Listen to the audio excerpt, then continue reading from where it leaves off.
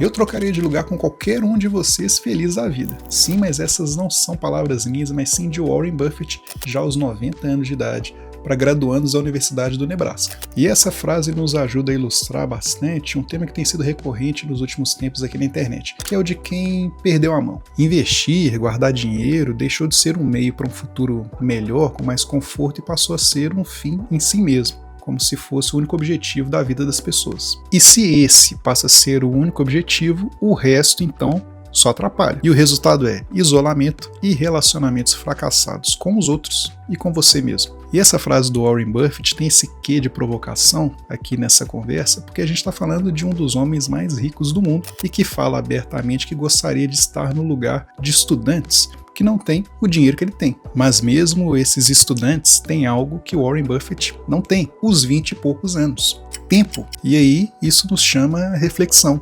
O que é que nós temos feito com o nosso tempo? Eu me lembro de mais ou menos 20 anos atrás gostar bastante de um clipe da banda Nickelback em que o personagem de certa forma conseguia ver um tipo de cronômetro acima da cabeça das pessoas andando na rua e que de certa forma esse cronômetro representava quanto tempo a pessoa tinha de vida. Aliás, se você sabe de que música que eu estou falando, já deixa aqui nos comentários. Pois é, o fato é que aqui na nossa vida real a gente não sabe quanto tempo a gente tem pela frente. Até por isso se faz ainda mais urgente que a gente saiba utilizar esse tempo da melhor maneira possível. E sim, eu vou esbarrar aqui na palavra equilíbrio, mas sempre há concessões. Até porque há pessoas que encontram o sentido da própria vida no trabalho intenso. E quando a gente trata de alta performance, então dificilmente, para não dizer nunca, a gente vai encontrar a tal palavra equilíbrio. No livro Paixão por Vencer, Jack Welch, que foi um grande executivo que revolucionou a General Electric nos Estados Unidos, ele dizia, depois de todo sucesso, que ninguém poderia se referir a ele como um exemplo de equilíbrio entre trabalho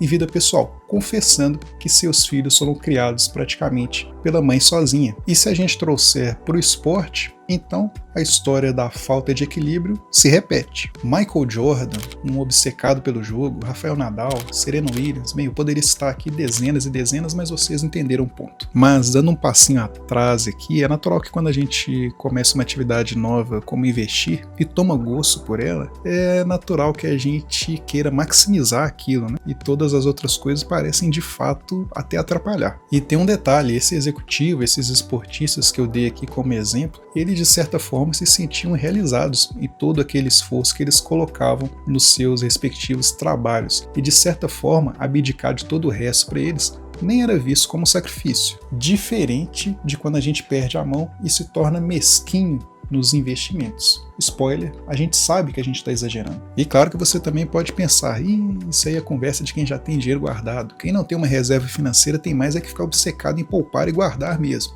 Mas não é bem assim. Eu gosto de acompanhar o conteúdo da área de musculação e um dia desse eu estava acompanhando uma live do Dr. Paulo Musi, que estava respondendo as perguntas ali dos seus seguidores, até que uma menina mandou algo do tipo, que ela estava seguindo firme na dieta, mas que ela se sentia muito mal porque nos encontros de família ela tinha que recusar o bolo que a avó dela fazia tradicionalmente. E ali dava para perceber que um momento em família foi prejudicado por uma pessoa que não trabalha com isso, não é fisiculturista, uma pessoa normal, mas que estava obcecada pelo shape. Isso tudo para dizer que o comportamento de obsessão acaba extrapolando para outras áreas da vida, independentemente se a pessoa tem muito dinheiro ou não. Já ouviram aquela história, que inclusive é o nome de um livro? A maneira que você faz qualquer coisa é a maneira que você faz tudo? Pois é. E sabe por que eu acho que isso tudo acontece? É porque a gente acaba vivendo nos extremos, a gente perde as nuances. A gente está convencido de que não vale a pena gastar todo o nosso dinheiro com os prazeres momentâneos, então a gente acaba adiando aquilo para uma felicidade em um momento futuro,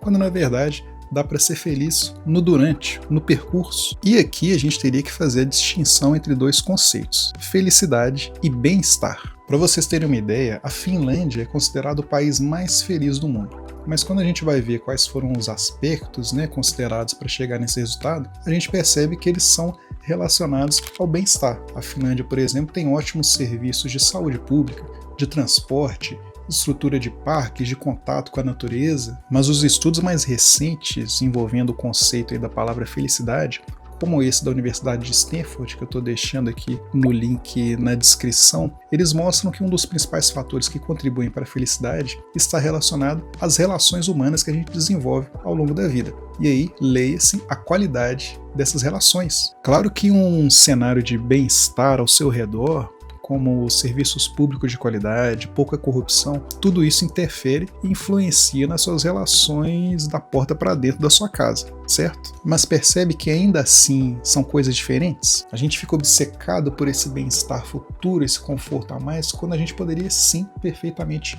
nos dar esses momentos de felicidade com as pessoas que a gente ama. É como se a gente estivesse dando um tiro para uma corrida de 100 metros, quando na verdade o que a gente está disputando é uma São Silvestre. E nisso a gente pode até voltar no exemplo do Warren Buffett. Ele tem tudo, menos tempo. Mais ainda, há coisas que a gente só consegue aproveitar em determinado tempo. E não digo de idade, mas de circunstâncias. Eu fiz uma viagem recente para a floresta amazônica para conhecer mais da cultura local, com os indígenas, e foi uma experiência incrível. E antes de ir para lá, até comentando com um colega de trabalho, que inclusive é mais novo que eu, ele comentou o seguinte: nossa, eu adoraria fazer essa viagem, mas hoje não reclamo, mas com esposa, com filhos, é muito mais complicado. E eu entendo ele perfeitamente. Há momentos para tudo, e a experiência varia de acordo com o tempo de cada um. Então essa viagem que você está planejando fazer hoje, solteiro, solteira, ela vai fazer sentido para você daqui a 5 anos, quando você estiver casado, casada, com filhos. Esse intercâmbio, essa transição de carreira, um jantar de aniversário com a sua esposa tem que ser visto como 30 cotas do MXRF11, o futebol com os amigos que você curtia. Você precisa ficar pensando que o dinheiro que você vai gastar ali poderia comprar 2 ações da Vale. O dinheiro que você gastava em uma noite com as meninas, que você estava sempre presente, agora vai para um IPCA mais 2040? Você sabe a resposta. Há algumas opções para equilibrar os pratos entre a ânsia de investir e o aproveitar a vida de forma saudável. Eu gosto da regra do 50, 30, 20, onde 50% da sua renda iria para as necessidades básicas, como moradia, transporte, alimentação,